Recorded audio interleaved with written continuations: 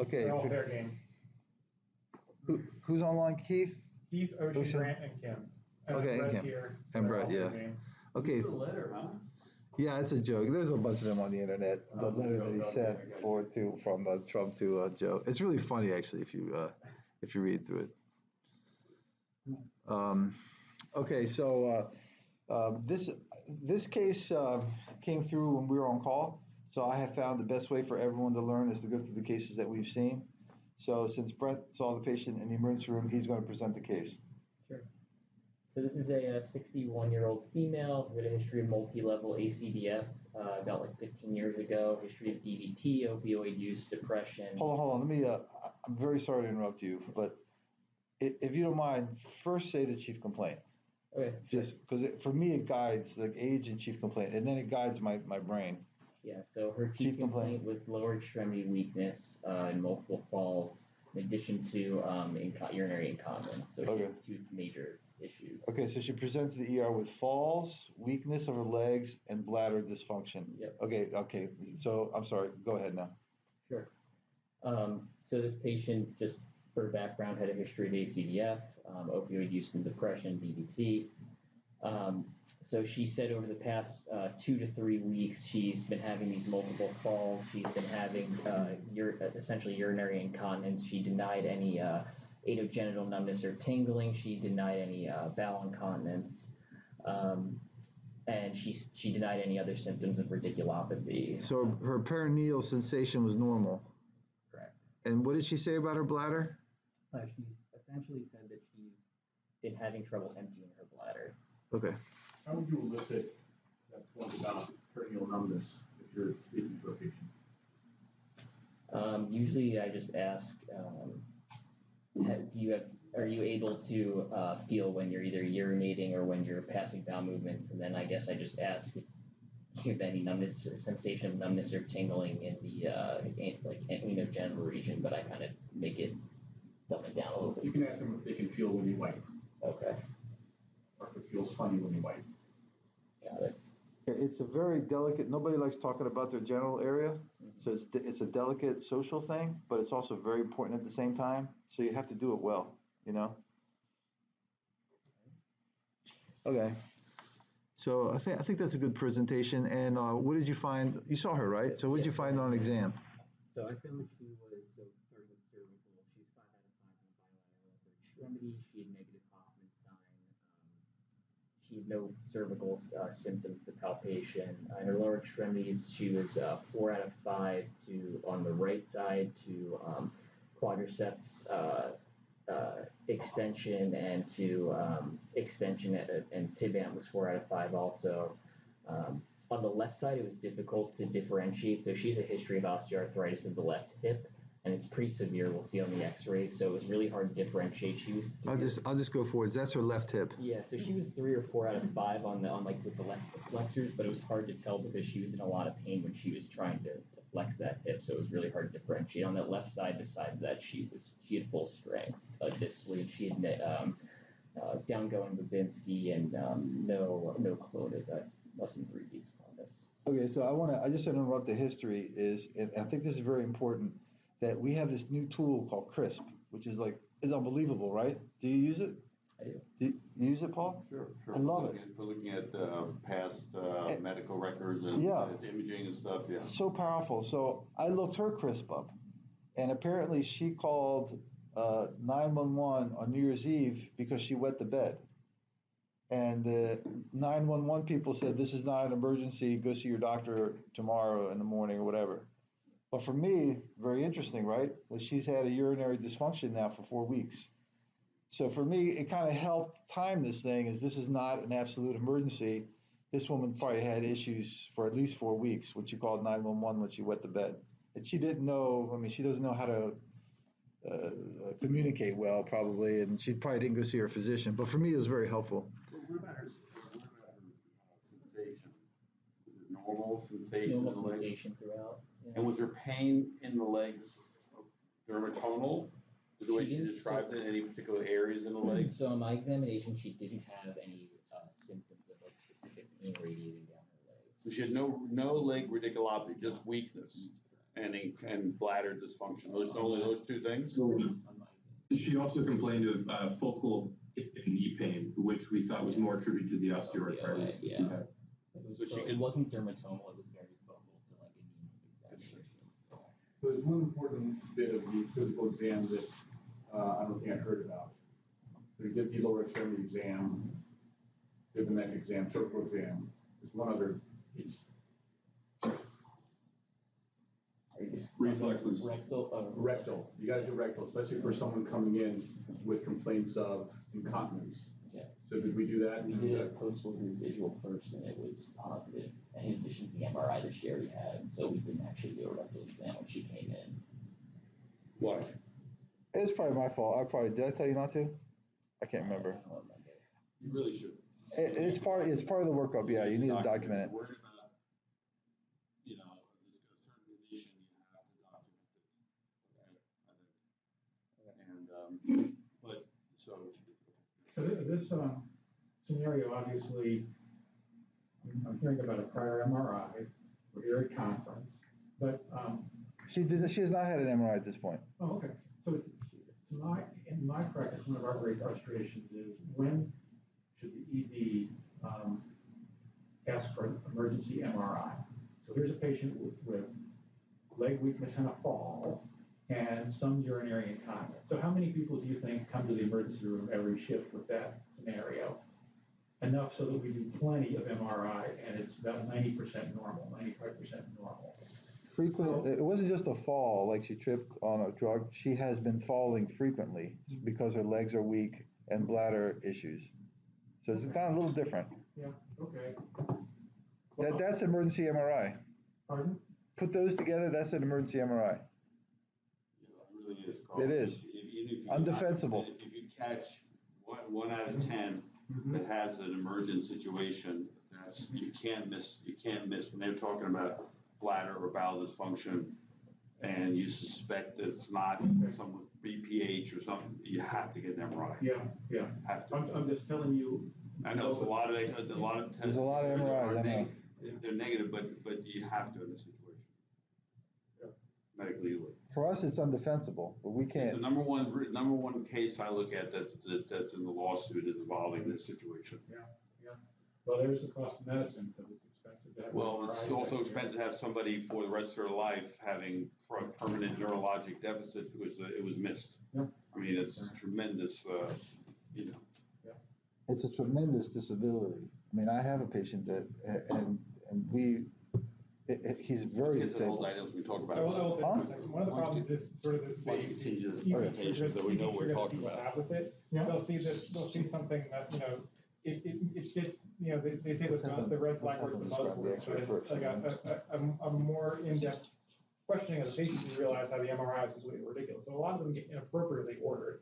That's probably where you get most of your 90% because they say words, but no one does the clinical decision making to decide that this is a different entity than that entity. Right? This is an ER. Like your 95-year-old ladies who have true incontinence that they do at baseline and have a slip and fall, get these can get these just because they said that. Where we realize this incontinence is a like an urgent incontinence type.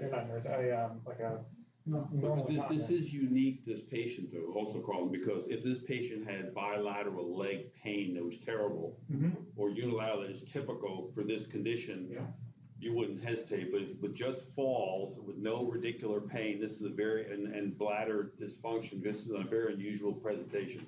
Very unusual. Yeah. Well, last question, Spiro. How much narcs was she on? She just Unknown. She's on like massive opiate dosages for 10 years. So that can be a contributing factor as well. Of course, makes everything difficult to understand. Okay, how about Grant goes over the X-ray? Grant? All right, so we've got a AP lateral lumbar spine. On the AP, I can see it looks like there's degenerative changes, most notably at L4, L5. and 5S1, and then you go to the lateral, you anticipate a 4-5-5-1 as well. Looks like she lost a little bit of lordosis. I don't see any obvious slippage. Obviously, this isn't a flex X, so you can't tell for sure. I would say just a little bit of lost lordosis and then decreased dissipate, most notably at L4, L5, and 5S1. What's a normal lordosis? Should be about 40. Okay, so that's normal, wouldn't you say? So she doesn't have any lordosis, right? No. Okay, so you should have at least 40, 50 degrees of lordosis. Look at the L2-3 disc, Grant. You said there was no listhesis. Okay, there's definitely a spinal listhesis of 2-3. Oh, yeah. Sorry. Well, maybe, and if you look closely, maybe 3-4. I mean, 3-4 is a little kyphotic. It's kyphotic, yes. And maybe 4-5. Look anteriorly. Yeah. Okay. The frontal projection is PA. See the marker. Also see where the valve is. Do you all typically, do you have one way of doing it as individuals? Always put it up left on my left, always put it up left on my right? Spine is always left on this side, spine. Okay. Orthopedics is not like that. So your technologists put it in the packs that way? The guys in my office do. Because obviously this could be a bad trip up. No, we Mixing up always, left and right. anytime our radiologists in any of our clinics take X-rays, they're always taking X-ray PA, Yeah, so that we know it's like we're looking in the back from the back. okay. And Oh, it's- that's just and it's everyone. displayed, it's put to the packs that way, so Yes. the patient's left is on Yes, your left. yes. But it's always marked, so. Yeah, There's yeah. always an L, yeah, on the I'll left. tell you, it's obviously one of our worst misses, is missing left and right. Yeah. It can happen, even in the electronic era. So, Well, Carl, there's a gas bubble that we sometimes use too. yeah. Spine. No, that's why I mean, that's why I noticed, before I saw the left, I could see that was wrong. Yeah. Okay. So Grant is Grant. What do you think of this X-ray? So she's got severe hip arthritis on that left side. The right side, she's had a total hip. Doesn't look like it's no fracture around it, no asymmetric polywear. What particular characteristics of the arthritis is present that you would call this severe? I mean, it looked like there's starting to be erosion of that superior femoral head, and there's complete loss of that joint space. Can you have to have it in the femoral head as well? So no joint space. The femoral head almost is starting to collapse, right? Asymmetric shape. It looks like there's cystic abnormalities on both sides. Mm-hmm. Okay.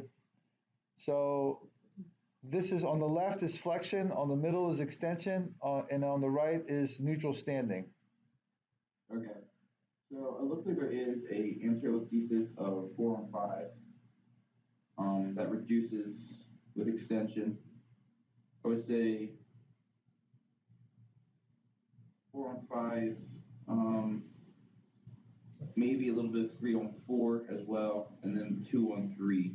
Okay. So everything else looks okay. Okay, very good.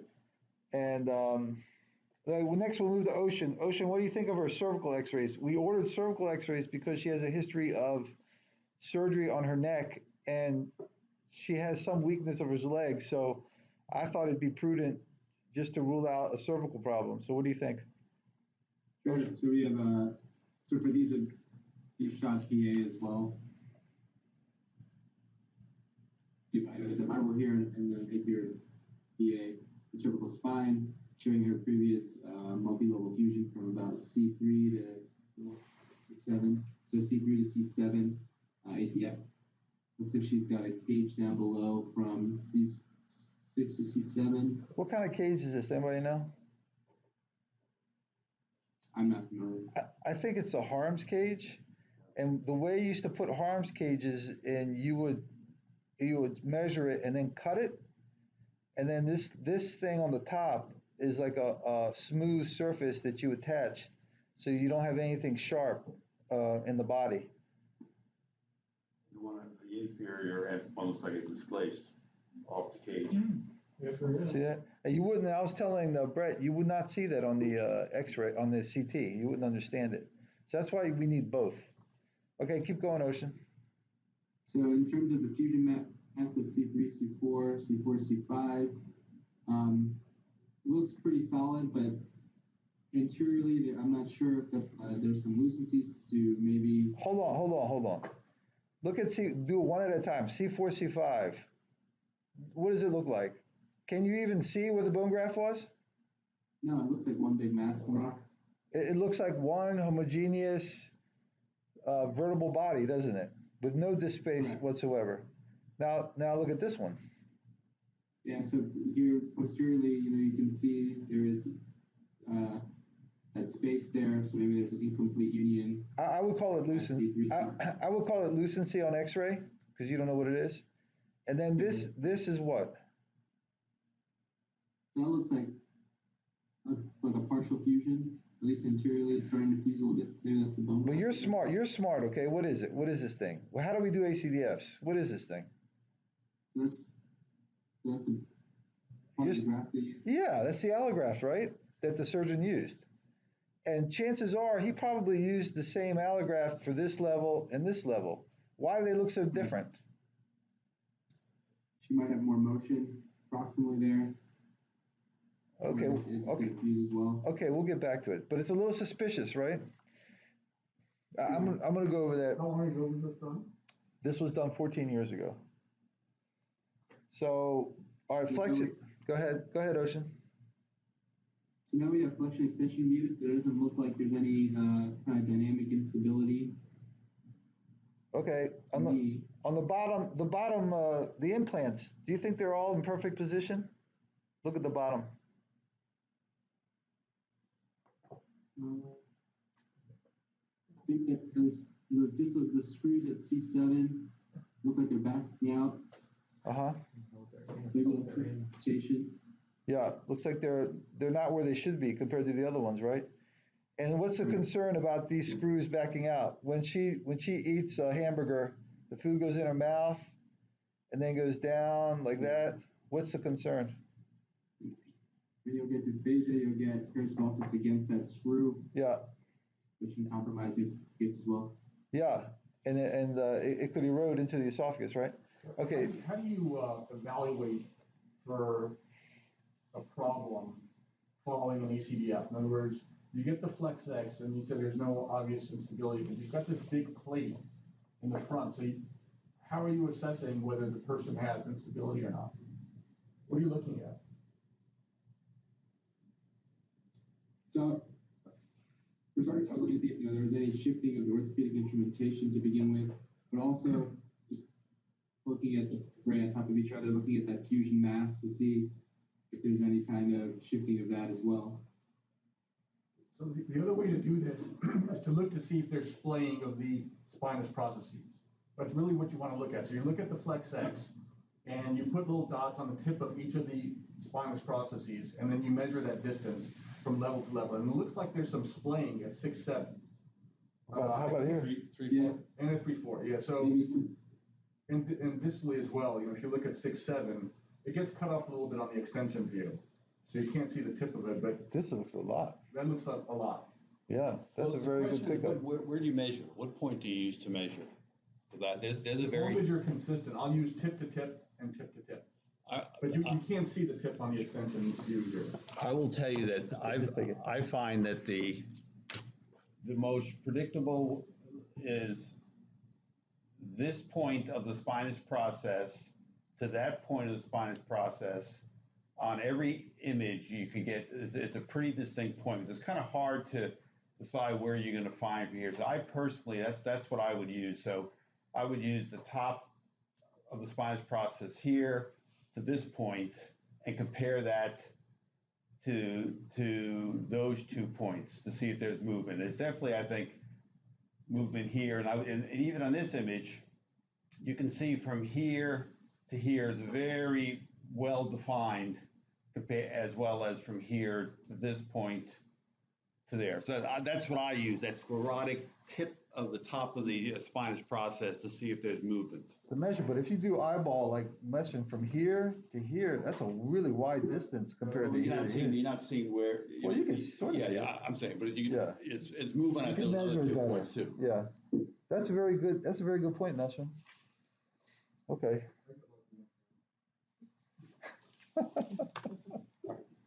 Hold on. Keep moving, Kevin. Yeah, I'm sorry. So the MRI, we're gonna move. So unfortunately, Dr. Sexton, we ordered a spinal cord study.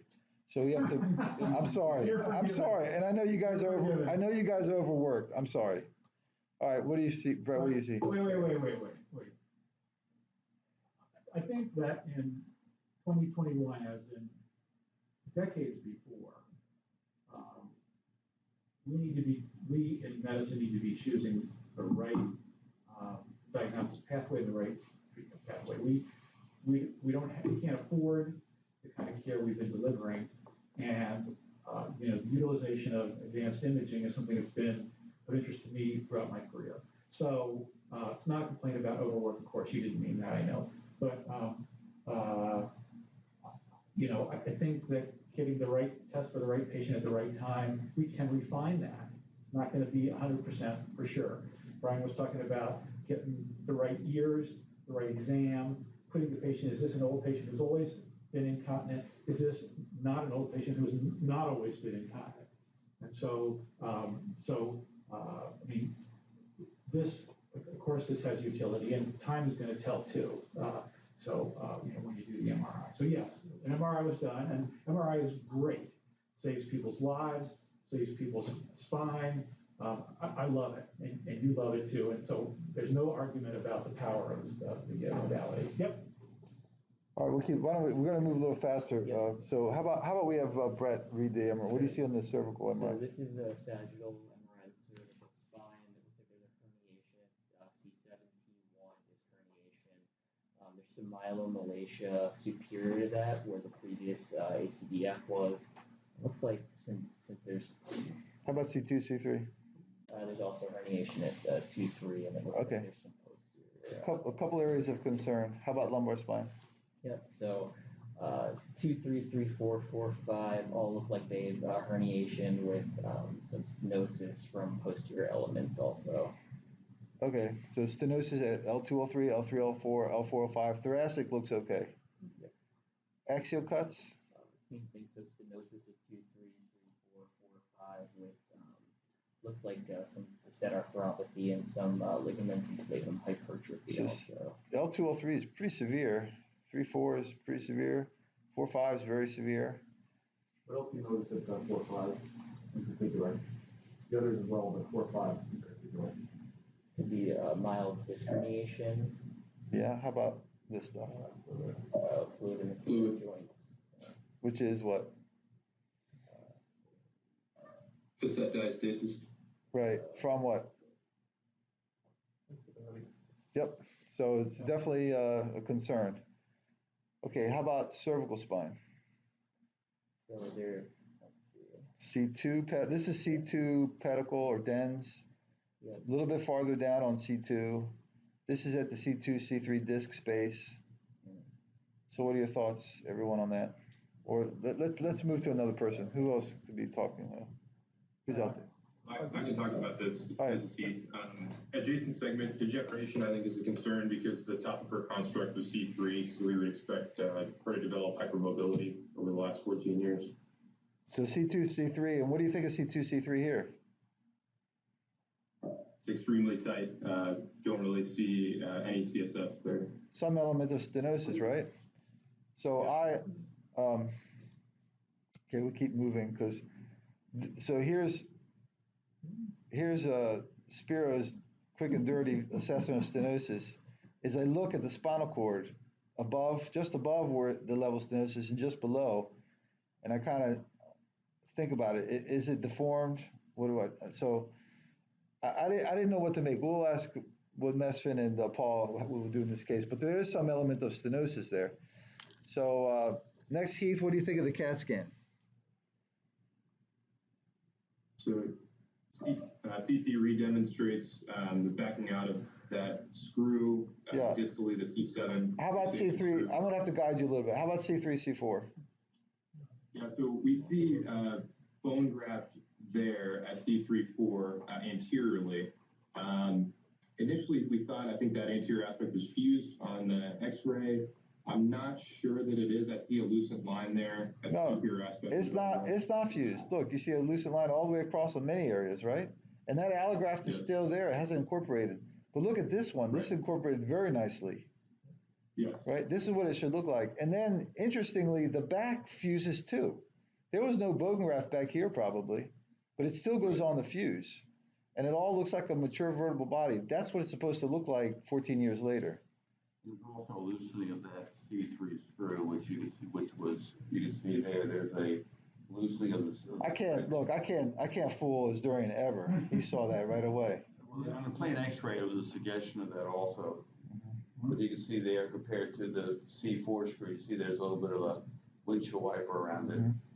And C6. Unilateral screws at 4 for some reason. Yeah, I don't know. I couldn't figure that one out either. But here, yeah, Corolsex is clear as a non-union. C67 is non-union.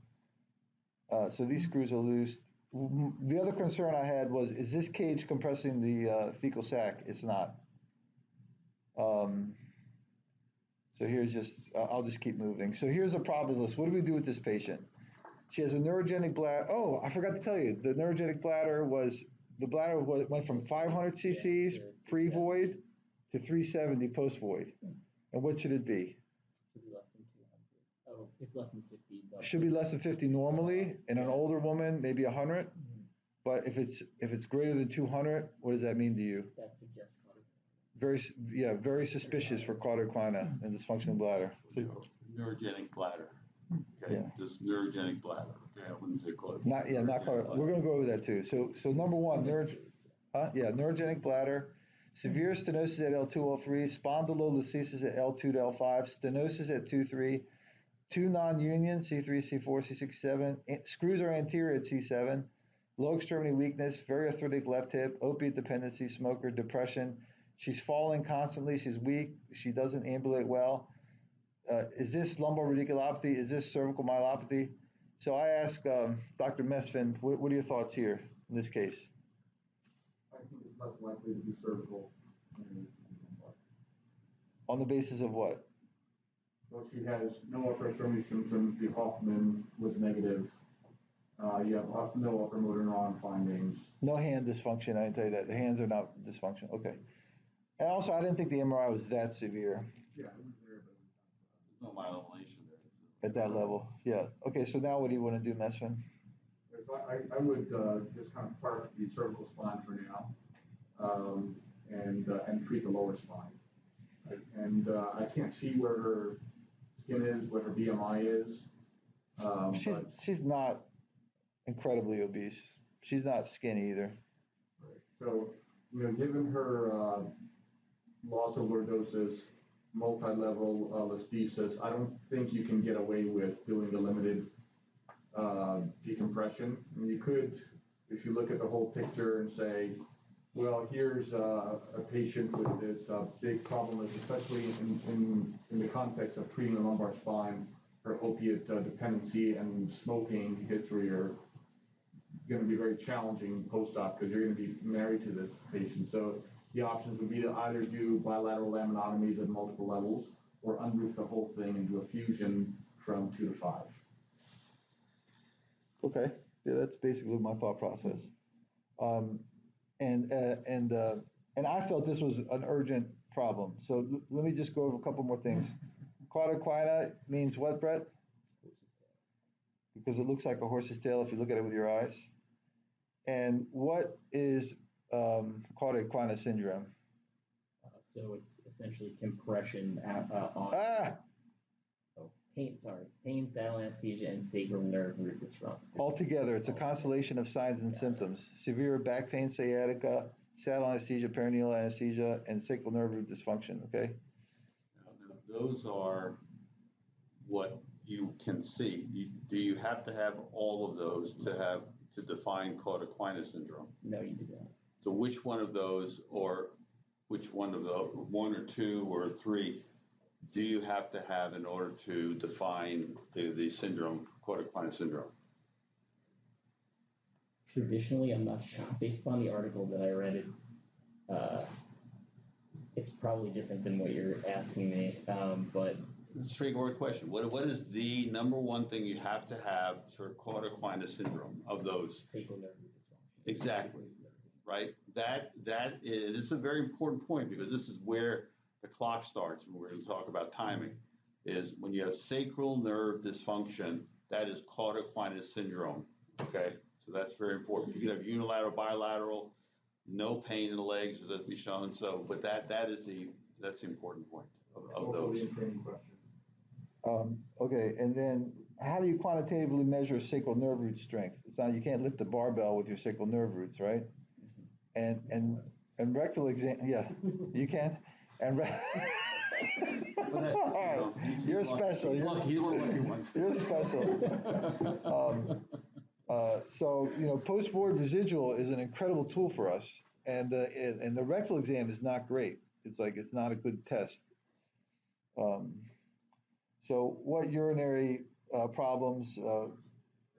Bladder fullness, sensation, retention. I've had at least 3 cases of women tell me their urine runs down their thigh. Have you ever heard that? 3 cases. And it was just a really early cauda-equina syndrome.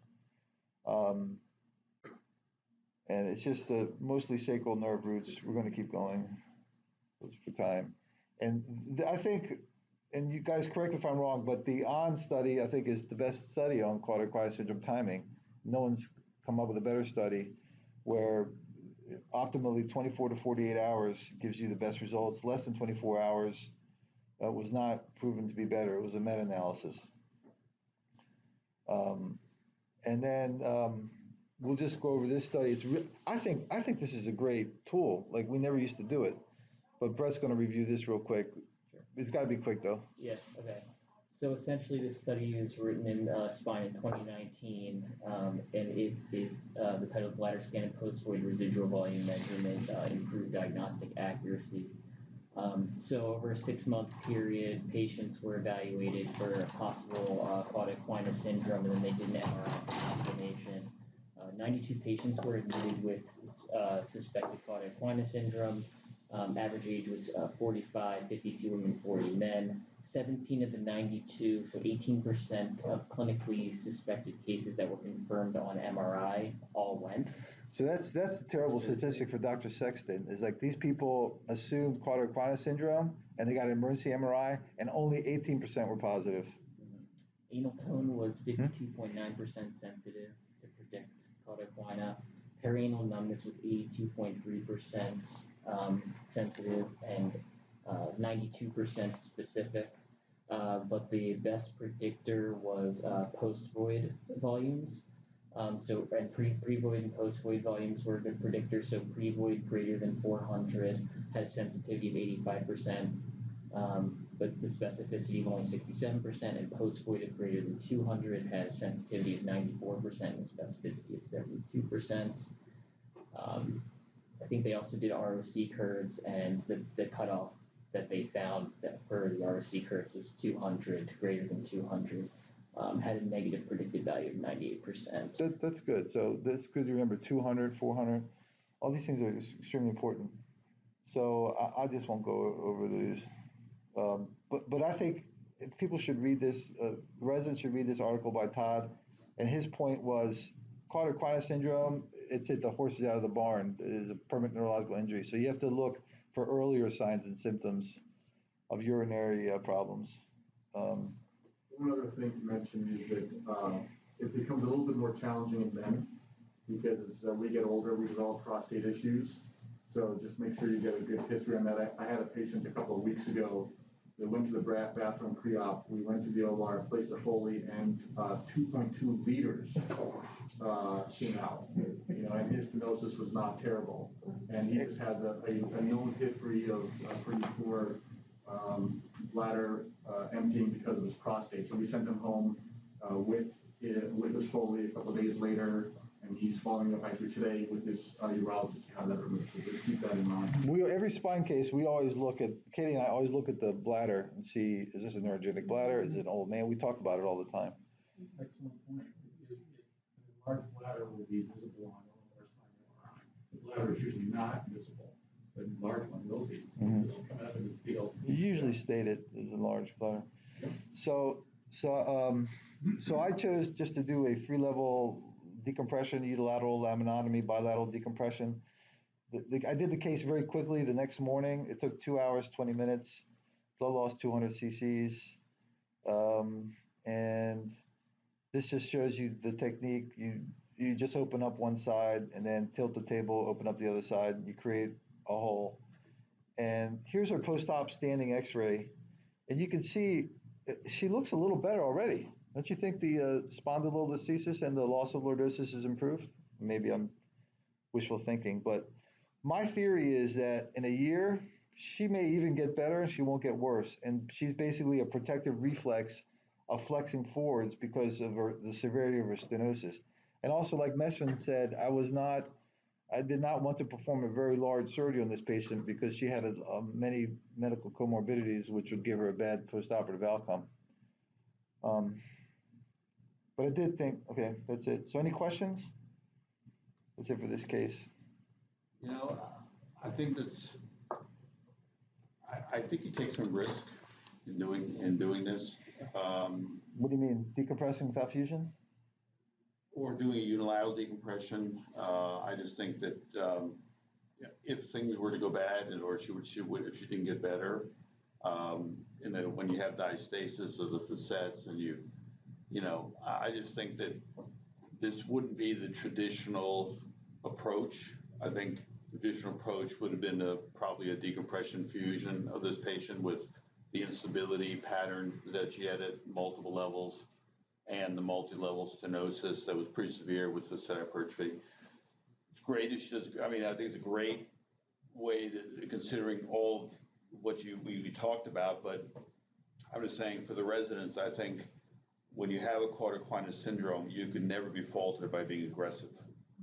And because sometimes these people do not get better, and if someone's looking at this after the fact, they're going to say, they'll find somebody who said they should have done a bigger operation. So it's just something to consider. This is one of those areas that number one, it's hard to make that early diagnosis. I mean, there's actually a great article that I hadn't seen that talked about the red flags and the white flags.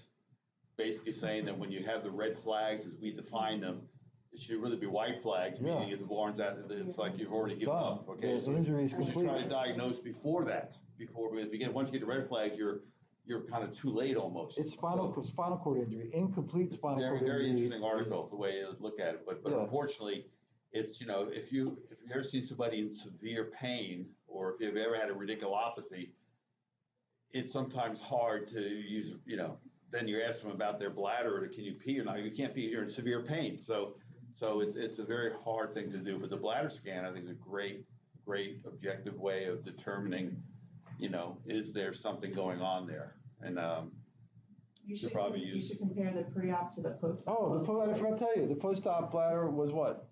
Post-mortem residual was 35 cc's the next day.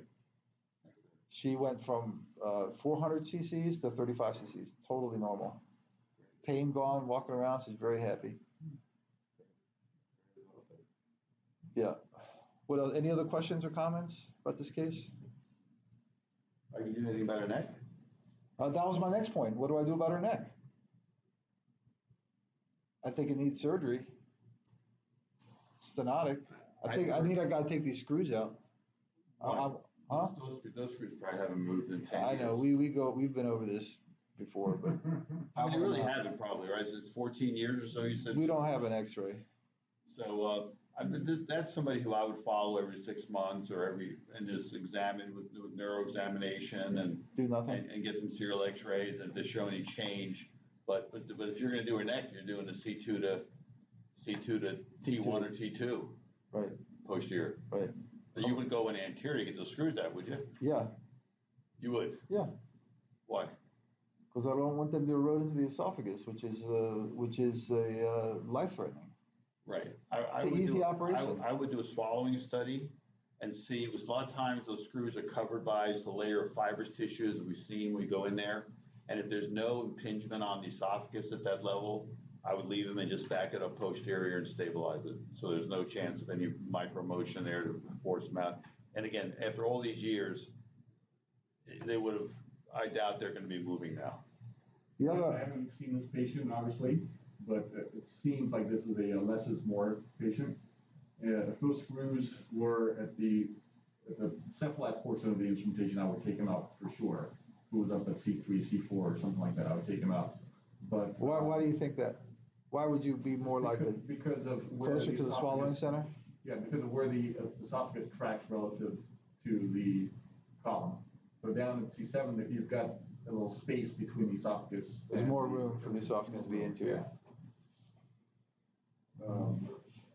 There's got to be some films out there someplace. I didn't know. I looked up CRISP. Really, nothing Yeah, there? she's When's the been surgery done recently? university. She's been non-compliant with follow-ups, so she hasn't gone to see a doctor. I think a barium swallow would tell you. If the barium swallow showed there was no, like as Smith's saying, at that level, there was no deviation of the die column, I'd leave those screws alone and just do, because what do you do anteriorly, Spiro? Just take the screws out. Just take them out and then flip over and go Yeah. posterior? Or just take them out and so I don't have to worry about it and then do the posterior staged.